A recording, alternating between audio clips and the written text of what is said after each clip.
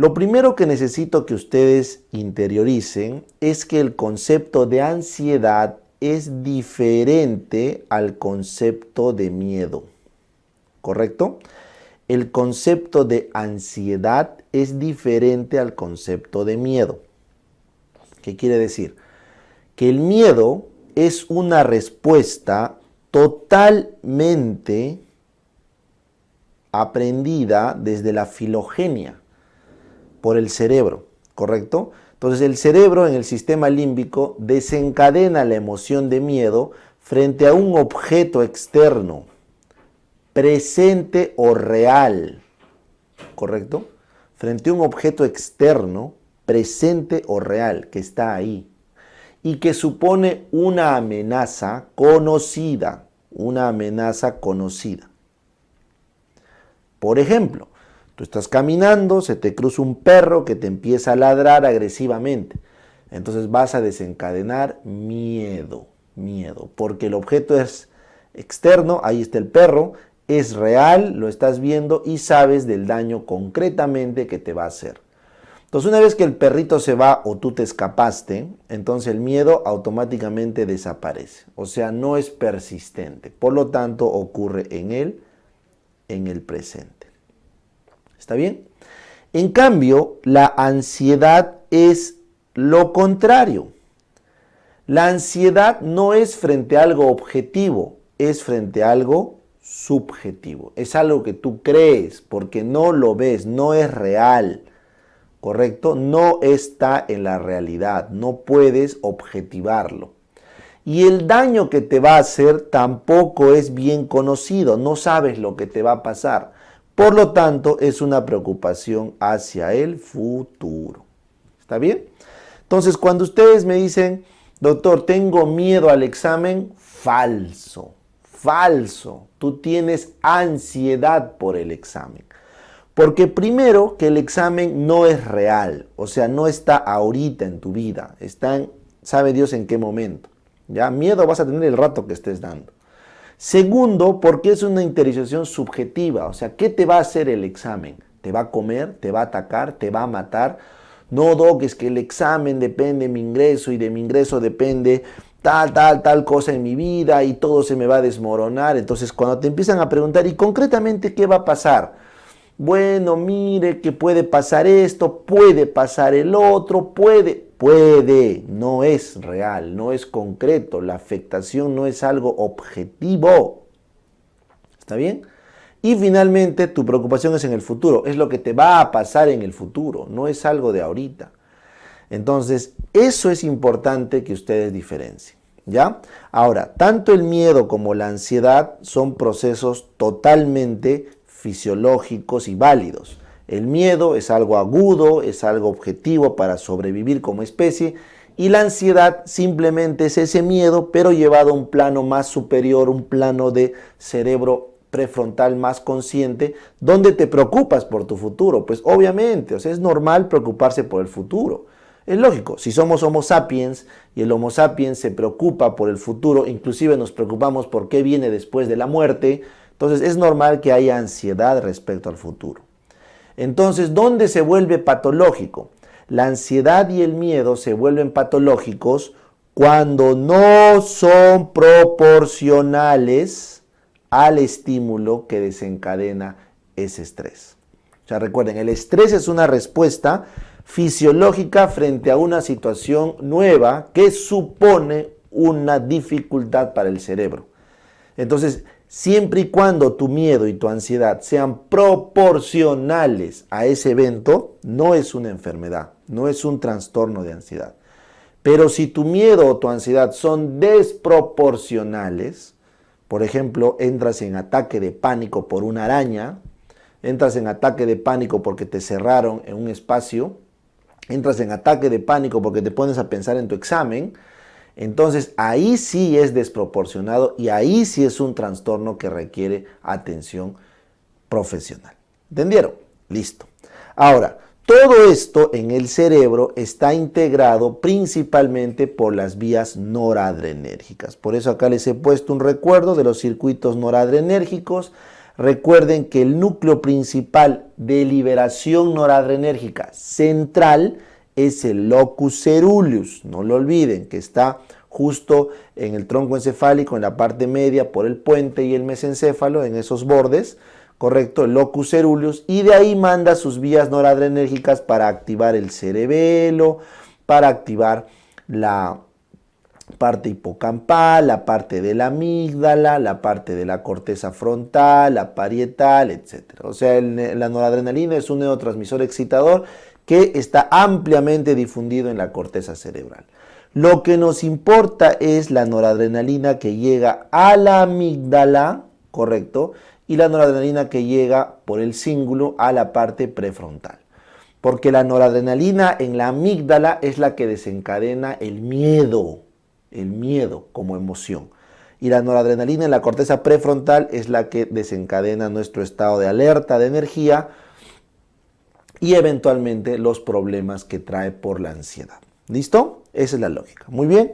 Recuerden que lo que estamos hablando es noradrenalina, no estamos hablando de la adrenalina. La noradrenalina no tiene la metilación final. La adrenalina que se produce en las glándulas suprarrenales tiene una última metilación y esa metilación, esa la hace más potente, la hace más periférica que central. Mientras que la noradrenalina no tiene esa metilación. ¿Ya? Recuerden también que esta norepinefrina es parte de la vía de la dopamina y por lo tanto viene de la tirosina. ¿Ya? El neurotransmisor noradrenalina viene de la tirosina. No confundir con la serotonina que viene del triptófano. ¿Ya? Muy bien. Esta norepinefrina, recuerden que se libera por sus vesículas liberadoras de norepinefrina y actúa sobre sus receptores alfa o beta. ¿No es cierto? Los alfa 1 que son GQ, los alfa 2 estimulantes y los beta estimulantes y los alfa 2 inhibitorios, ¿no es cierto? Ya eso es farmacología. Recuerden que el más importante de los autorreceptores es el alfa 2. Recuerden que el alfa 2 es un autorreceptor inhibidor regulador de la liberación de noradrenalina. Y finalmente recuerden del NET, del transportador correcto de norepinefrina, el NET, que es el que se bloquea cuando uno consume, por ejemplo, cocaína, pues, ¿no es cierto? Entonces es importante el NET en las intoxicaciones por fármacos estimulantes. Ese es un breve repaso de la farmacología y la fisiología de la noradrenalina. Bien, ahora vamos a ver qué es lo que ocurre cuando se libera de forma excesiva esta noradrenalina a nivel del sistema nervioso central. Ojo, no estoy hablando de la noradrenalina que se libera en las suprarrenales. Eso se libera en situaciones diversas. Lo que yo estoy hablando acá es la noradrenalina que se libera en el cerebro. La adrenalina de las suprarrenales lo vamos a dejar. Entonces, cuando se libera mucha noradrenalina en el cerebro, vamos a tener por un lado clínica mental, netamente mental, y por otro lado vamos a tener clínica autonómica del sistema nervioso autonómico, un aumento del tono del sistema nervioso. Entonces, cuando hablamos de la clínica del sistema nervioso autonómico, o sea, excitación del sistema nervioso autonómico, lo voy a subrayar con color amarillo, entonces el paciente va a experimentar taquicardia o palpitación, va a experimentar disnea, falta de aire o ahogo, va a experimentar de repente dolor precordial, una oleada de frío o de calor. Recuerden que las glándulas sudoríparas están reguladas por el sistema nervioso simpático. Puede experimentar náuseas o dolores abdominales, ¿correcto? Puede experimentar sofocos. Se le van a secar las glándulas salivales. Puede experimentar sequedad de boca y también puede haber un síndrome urémico en caso de trastornos crónicos de ansiedad, ¿correcto? Finalmente, va a haber una diuresis de recuperación después de un episodio de excesiva descarga adrenérgica. ¿Listo? Bien. La sudoración también es otro componente de la descarga del sistema nervioso autonómico. La sudoración también es un componente importante de la descarga del sistema nervioso autonómico. ¿Ya? Bien. Entonces, eso es en cuanto a la descarga adrenérgica autonómica. Pero también existe una afectación mental. por el exceso de noradrenalina en los centros corticales. Cuando hay demasiada noradrenalina en nuestros centros corticales, aparece un miedo, un desasosiego, algo que está ahí que te perturba. Y el extremo, se conoce como el miedo extremo, es el miedo a morir o el miedo a perder el control, a volverse loco. Por eso este temor a perder el control o volverse loco es el miedo máximo que se puede experimentar, que también es el análogo a miedo a morir. Bien, luego ese exceso de actividad mental, no se olviden, va a repercutir en ciertas sensaciones conscientes, ¿correcto? Por ejemplo, vamos a tener mareos o inestabilidad, porque estamos alterando nuestras vías de regulación. Entonces vamos a tener mareo e inestabilidad ya de expresión motora. O vamos a sentir que está habiendo una sacudida involuntaria de grupos musculares. Por ejemplo, cuando yo estoy muy estresado, me tiembla el meñique. Es como que mi cubital se irritara, una cosa así. Y el meñique empieza a temblarme. Otros les tiembla el párpado. Entonces, temblor o sacudidas musculares. Y finalmente vamos a tener sensaciones anormales, como parestesias, hormigueos. La gente estresada dice que le hormiguea la cara, las manos, los pies, ¿correcto? Luego hay inquietud psicomotora. Hay gente cuando está estresada que masca cosas, se come las uñas, golpea el piso, la rodilla, está moviéndose, inquietud psicomotora. Y finalmente notamos una sensación de debilidad muscular, porque cuando hay mucha descarga noradrenérgica por los receptores beta, el músculo al inicio gana fuerza, pero luego lo pierde. Entonces, todas esas otras manifestaciones ya son por activaciones de otras vías que tienen que ver con el control motor, con la regulación motora central. Entonces, eso que están viendo ahí, y bueno, para terminar, las cefaleas también es una sensación de excitación nerviosa que puede afectar a algunas terminales meningias. Entonces, esto que estoy viendo acá, todo lo que están viendo acá es el extremo de la descarga noradrenérgica, el extremo. Entonces, ese extremo tiene un nombre. Ese extremo se llama crisis de angustia. Ese extremo se llama crisis de angustia, ¿correcto? Y se define como periodos de 15 a 30 minutos donde se cumplen 4 o más de todos estos signos que les mostré, pero debe respetarse siempre que debe estar el miedo a la muerte y el miedo a perder el control. Esos son los claves que tiene que estar para establecer un diagnóstico de una crisis de angustia, ¿correcto? Muy bien. Entonces, no olviden, por favor, que la crisis de angustia es la expresión máxima de la descarga noradrenérgica y que debe por lo menos cumplir 4 criterios, de los cuales uno es miedo a morir, miedo a perder el control y obviamente debe durar por lo menos 15 a 30 minutos. Entonces, eso va a ser la parte fundamental para arrancar el diagnóstico de todas las enfermedades por trastornos de ansiedad y sus relacionadas. ¿Listo?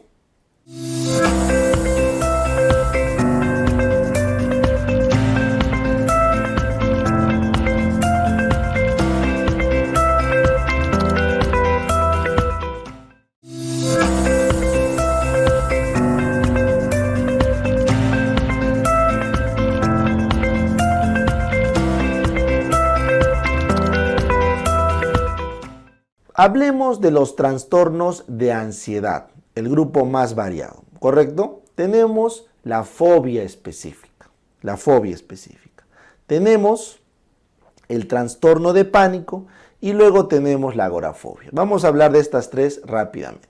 Entonces, la fobia específica se refiere a que se desencadena una crisis de angustia, que también se llama ataque de pánico, que ya les expliqué hace un momento, ante la presencia de un objeto externo, ¿correcto? Ante la presencia de alguna situación o ante la presencia de una función corporal, como el hambre, el sueño, la sed, las ganas de miccionar, de defecar. Esto hace que la persona, cada vez que ve el objeto o está en la situación o tiene la función corporal a la cual le tiene pavor, se desencadena un pensamiento fóbico, el cual desencadena una emoción de crisis de angustia extrema. ¿Correcto? Eso es lo que se conoce como fobia específica. Recuerden, este trastorno puede afectar al 90% de los niños y luego puede ser hasta un 7-8% de los adultos, sobre todo mujeres de edad media. O sea, lo convierte en el trastorno de ansiedad más frecuente de todos, El niño no entiende que ese objeto externo, situación o función no debería darle pavor. El adulto sí lo entiende, pero no puede evitar tener el miedo. Entonces, esa es básicamente la forma de presentación de la fobia específica. Ojo, esta fobia específica, cuando no se trata, cuando es maltratada, evoluciona al trastorno del pánico.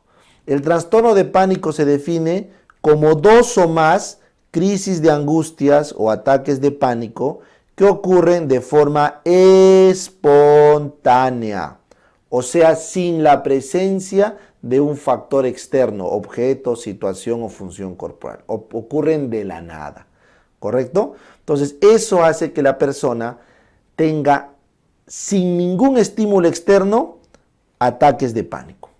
Entonces, eso ya le dificulta a la persona su vida diaria, porque en cualquier momento va a ser un ataque de pánico sin saber ni siquiera por qué.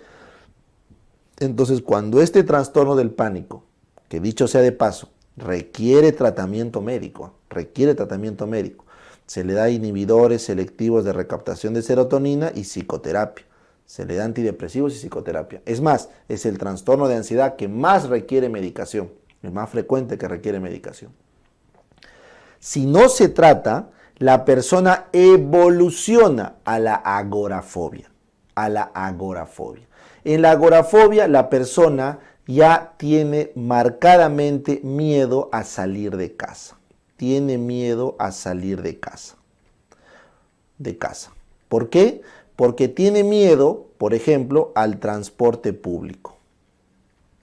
No puede estar en transporte público. Tiene miedo a los espacios cerrados, donde no puede escapar. Tiene miedo a los espacios muy abiertos, donde nadie le puede ayudar. Tiene miedo a estar en lugares, correcto, con mucha gente, como por ejemplo hacer colas o estar en conciertos. Y necesita, para salir de casa, necesita estar con alguien que lo acompañe para salir de casa. Esta agorafobia es el trastorno de ansiedad más discapacitante, porque hace que la persona se confine a su propia casa. ¿Ya? Esa es la evolución. Muy bien. Ahora, existe también un subtipo de la fobia específica que se conoce como ansiedad o fobia social.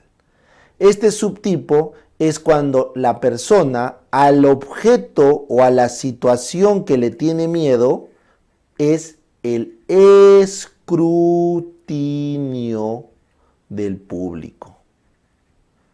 O sea, tiene pavor a que lo juzguen, a que lo miren o le digan algo mientras está haciéndolo en público, como hablar en público, comer en un restaurante o hacer alguna actividad pública. Eso es la fobia o ansiedad social.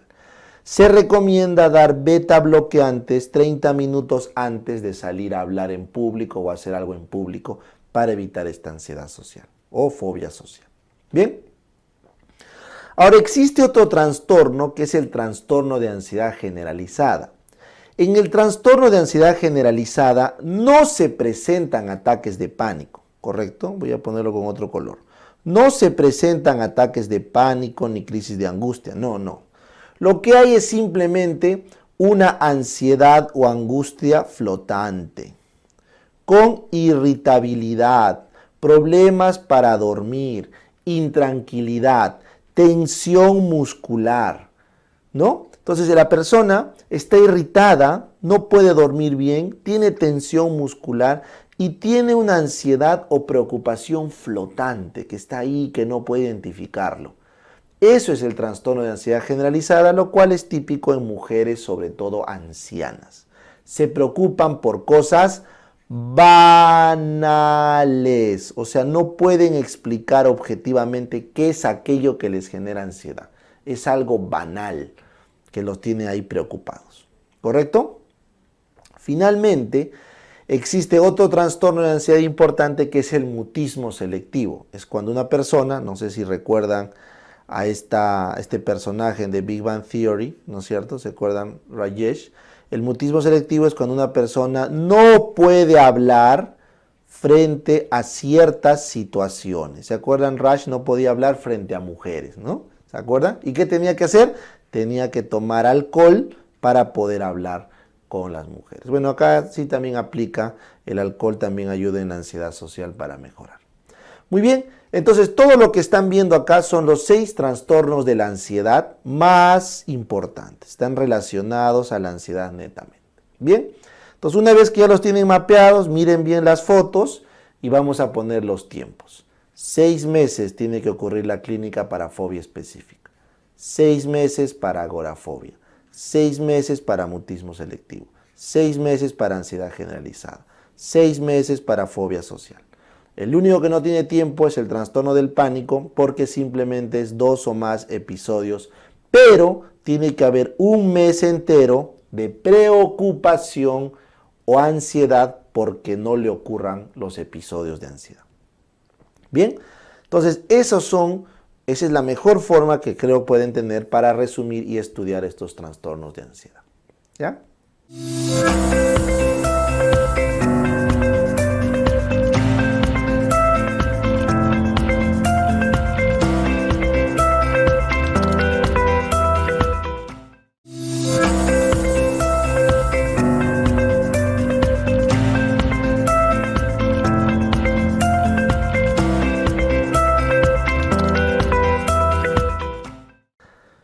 Bien, vamos a ver ahora los trastornos de síntomas somáticos, ¿correcto? Vamos a ver los trastornos de síntomas somáticos. Este es otro clúster, porque está relacionado con tener síntomas que se pueden evidenciar somáticamente, ¿ya? Entonces tenemos el trastorno de síntoma somático propiamente dicho. Es aquella persona que tiene angustia, preocupación y toda la clínica que hemos visto, sin llegar a un ataque de pánico. No llegan a tener ataque de pánico, pero su angustia es por la presencia de un síntoma, ¿correcto? Que usualmente, en la gran mayoría de casos, es el dolor. Puede ser otro síntoma, pero la gran mayoría es el dolor. O sea, a estas personas les preocupa el síntoma. Entonces, cuando tú le dices, ¿te duele? Sí, del 1 al 10, me duele 10 de 10. Pero en verdad, ante la exploración clínica, tú no ves que amerita ese dolor. Entonces, estas personas están muy preocupadas por el síntoma. Concretamente, el más frecuente es el dolor. Y es desproporcional a lo que podría ser un dolor clínicamente evidenciable. No se confundan con el que tiene ansiedad por enfermedad. El que tiene ansiedad por enfermedad es aquella persona que tiene angustia, pero por un diagnóstico, no por los síntomas y síntomas, sino por un diagnóstico. Y por lo tanto, le gusta ir bastante al médico y cuestiona siempre la decisión clínica porque él jura que está enfermo. Esto es lo que antes se conocía como los hipocondriacos. Y recuerden que los hipocondriacos suelen ser personas de alto estrato socioeconómico, usualmente varones, usualmente jóvenes, que están demasiado preocupados por su salud y por una enfermedad en concreto que ellos creen que tienen. ¿Ya? Y finalmente, el síndrome conversivo o el trastorno por conversión es aquel paciente que desarrolla uno o más, o bueno, más de uno es la palabra, ¿ya? Más de uno, ¿correcto? De los síntomas neurológicos, pero no tiene un daño orgánico evidenciado en la tomografía o en la resonancia. ¿Está bien? Entonces, si tú tienes un paciente que desarrolla más de un síntoma neurológico, cefalea, mareo, inestabilidad, parestesias, paresias, entre comillas, convulsiones, vértigos, o sea, clínica neurológica que te hace sospechar una focalización, algún daño orgánico, pero no evidencias organicidad por las imágenes. Y además, esto ocurre poco tiempo después de algún evento traumático para la persona desde el punto de vista mental. Ojo, o sea, no un trauma físico, sino un trauma mental. Si después de este traumatismo mental, una noticia mala, alguna cosa fuerte, al poco tiempo hace la clínica neurológica, entonces estamos frente a un conversivo. No te confundas con el trastorno facticio o Munchausen. El facticio o Munchausen es el que simula un signo o un síntoma. Simula, ¿correcto? Él o a través de un paciente, ¿ya? El Munchausen transferido. ¿Por qué? Porque lo que quiere es consumir o ir al médico. El conversivo realmente experimenta el síntoma, pero es producto de un exceso de actividad noradrenérgica. ¿Ya? Bien.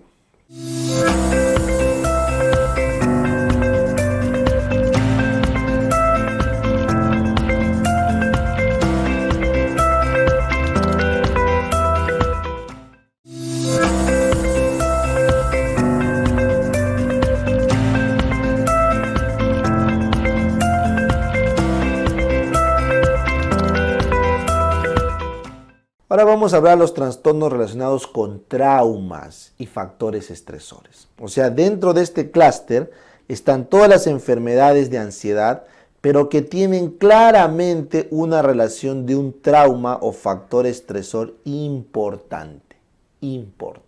¿Ya?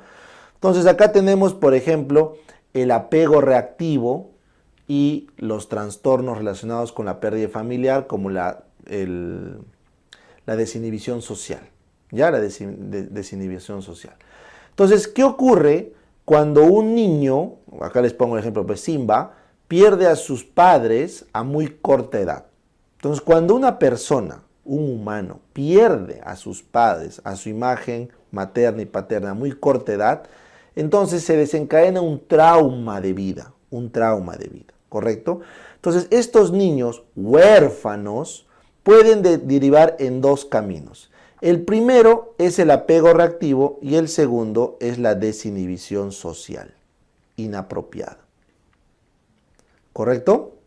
Entonces, el apego reactivo es aquel niño que tras quedar huérfano ya no tolera la figura paterna. Y ningún padre, madre, sustituto que lo adopte, el niño se lleva bien o lo acepta. Y la desinhibición social inapropiada es cuando un niño, por el contrario, se va con cualquier adulto, con cualquier figura paterna o materna que le ofrezca el consuelo. Se va con extraños. ¿Ya? Entonces, dicho eso, ¿cuál es el caso de Simba? ¿Simba tiene apego reactivo o desinhibición social inapropiada? Desinhibición social inapropiada, ¿ven? Porque se va con Timón y Pumba, ve lo primero que encuentra y se va con ellos. Entonces, ese sería el mejor ejemplo, ¿ya? Apego reactivo, bueno, no se me ocurre, pues, ¿no? ¿Quién sería? Que Candy, ¿se acuerdan de esa serie antiguísima que no quería que nadie la adopte? Bien, medio salvaje era Candy. Bueno, ya. Habría que ver ejemplos, pero la lógica está ahí, ¿ya? No se confundan con el trastorno de ansiedad por separación, eso es otra cosa. El trastorno de ansiedad por separación es cuando un niño tiene miedo de perder al padre. No lo ha perdido, tiene miedo de perderlo. ¿Ya? Bien.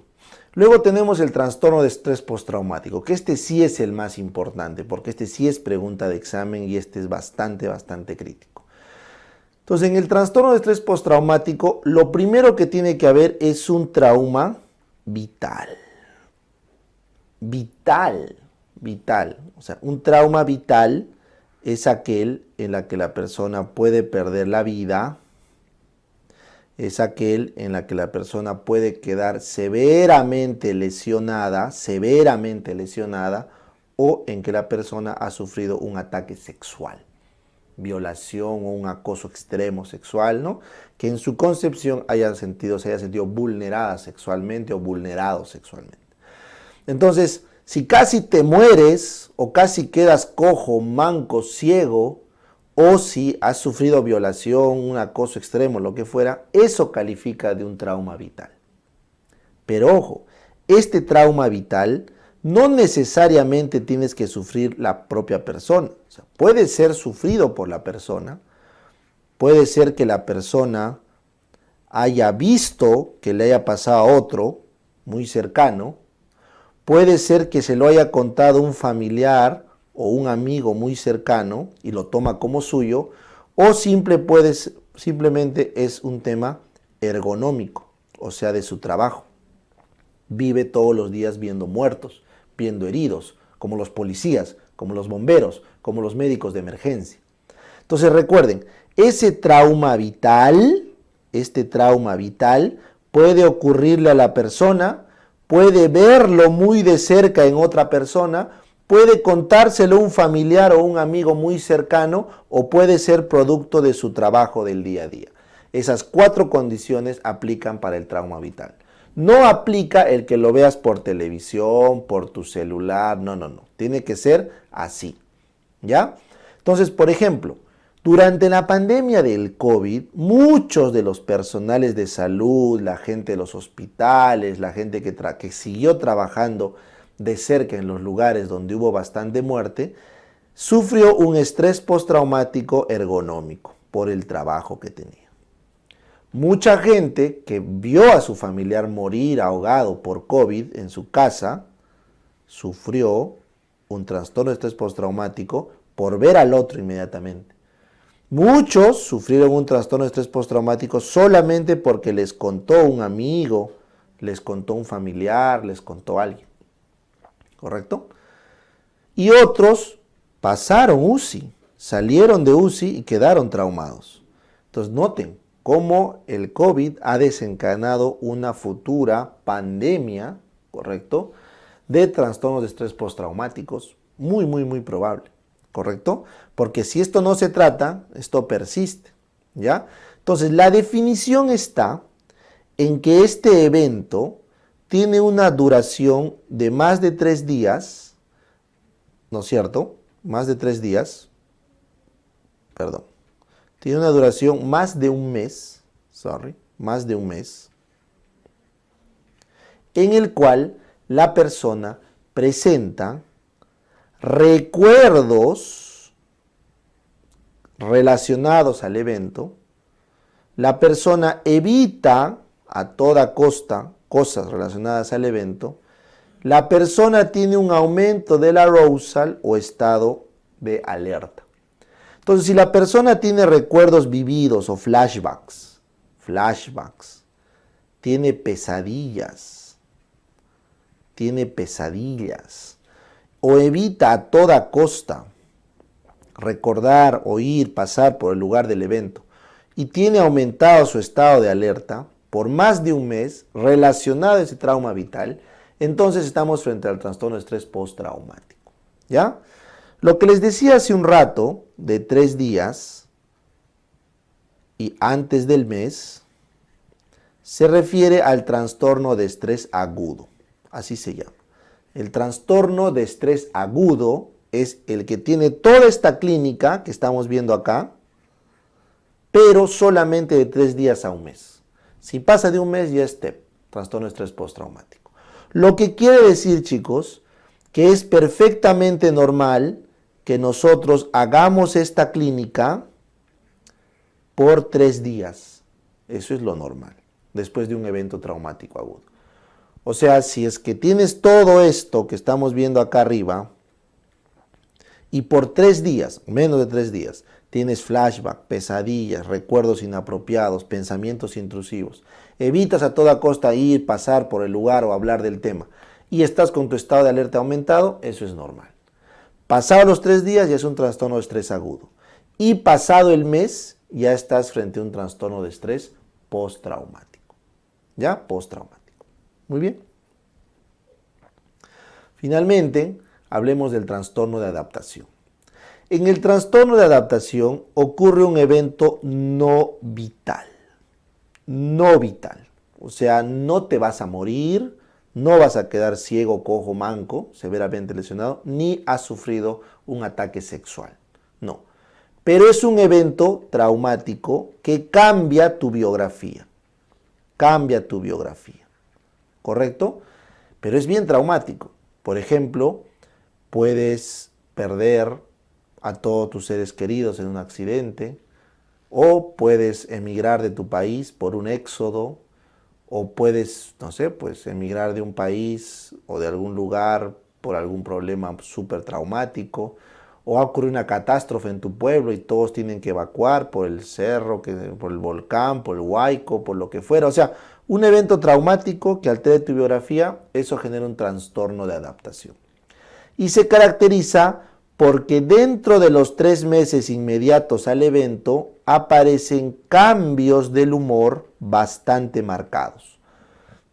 Irritabilidad, alteración del sueño, cambio del estado de humor, etc. Y una vez que se supera ese evento de adaptación, ¿correcto? Los síntomas no persisten más allá de los 6 meses. O sea, una vez que ya migraste, ya se pasó de repente el temor que tenías de dejar a tus familiares porque vinieron contigo, o porque recuperaste ese trabajo y ya no estás en la ruina, o porque lo que fuera, recuperas, superas tu problema, entonces tu clínica no te dura más de 6 meses y vuelves a ser como eras antes. Eso se llama trastorno de adaptación. ¿Listo? Entonces, estos eran los trastornos relacionados con traumas y factores de estrés. ¿Ya?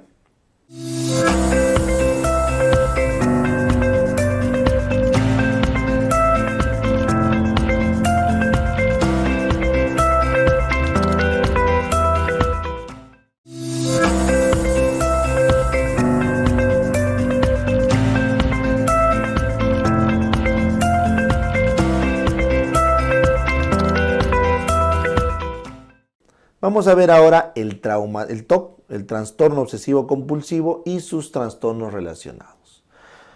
Entonces, ¿qué es un trastorno obsesivo compulsivo? Se define como trastorno obsesivo compulsivo cuando una persona tiene un pensamiento obsesivo.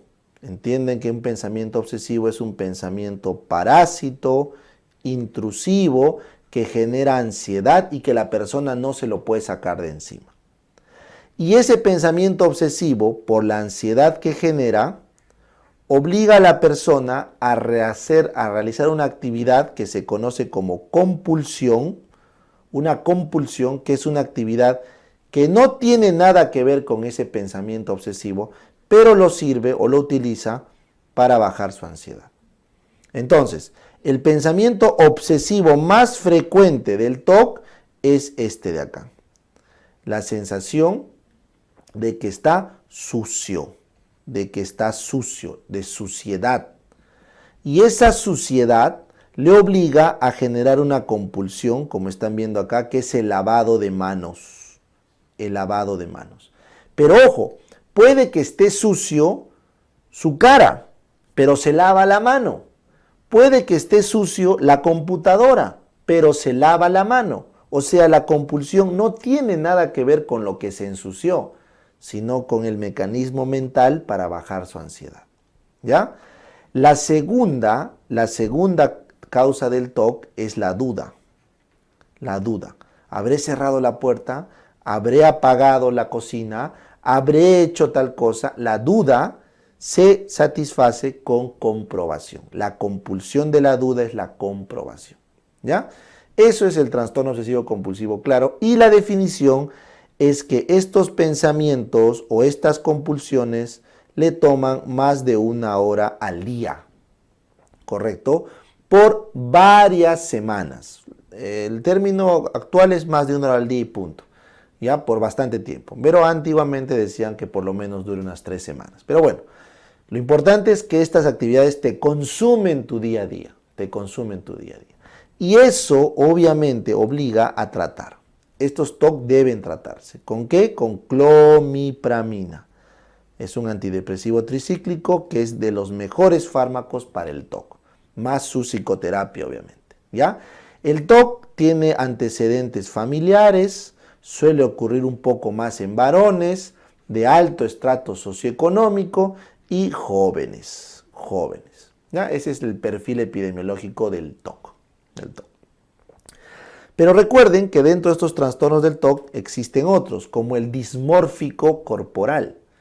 El dismórfico corporal, como ven ahí la foto, se caracteriza porque la persona no percibe bien sus rasgos físicos. O sea, ve muy defectuoso. Un lunar, por ejemplo, lo ve gigante, ¿no? Un diente chueco lo ve demasiado chueco. Entonces, hay dismegalopsias y alteraciones en la percepción. ¿Cómo te das cuenta? Porque visitan bastante a los cirujanos plásticos. Ese es clásico en la pregunta cuando te hacen esto. Paciente que va constantemente a cirujanos plásticos por lesiones que presenta, que en verdad no tiene nada, pero bueno, pues dismórfico corporal. Y luego tienes el trastorno de acumulación. El trastorno de acumulación es una persona que suele acumular cosas, acumula cosas, que ya lo hacen inhabitable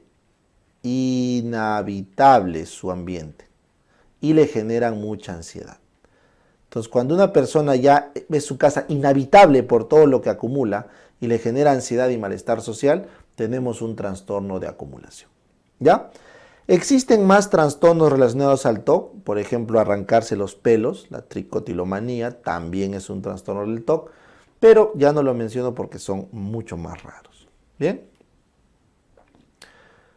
Listo. Entonces, antes de pasar a trastornos de personalidad, vamos a conversar sobre el tratamiento. ¿Ya? Vamos a conversar sobre el tratamiento de los trastornos de ansiedad. Entonces, los trastornos de ansiedad prácticamente todos se tratan con psicoterapia. Es más que suficiente la psicoterapia. Más que suficiente. ¿Ya? Sin embargo, cuando la psicoterapia no funciona, hay que usar antidepresivos, inhibidores selectivos de recaptación de serotonina, por lo menos por 6 meses. Son los tratamientos de elección para el manejo crónico de los trastornos de ansiedad. Con la salvedad que acabo de mencionarles de la clomipramina. La clomipramina, eso es ideal para el TOC, ¿ya? Muy bien. Sin embargo, recuerden que cuando una persona está en un episodio agudo de ataque de pánico, entonces, por menos de 2 semanas se le puede dar benzodiazepinas. Alprazolam, clonazepam son buenas alternativas, ¿correcto? Alprazolam o clonazepam son ansiolíticos de potencia media, de corta duración, que no generan adicción. No den benzodiazepinas, ¿ya? Y el mejor es alprazolam. Lo que más dan es alprazolam, ¿ya? Siempre y cuando estemos dentro de las 2 semanas para evitar síndrome de abstinencia. ¿Listo? Muy bien. Ahora, estas personas pueden tener problemas para el sueño, pueden tener problemas para dormir. Entonces, también no se recomienda el uso crónico, pero en los primeros momentos, en las primeras semanas, podemos usar fármacos Z para inducción del sueño, como el Zopiclón, la Celepión, el Zolpidem, que al final no son más que benzodiazepinas, pero que tienen una selectividad especial por otro tipo de GABA.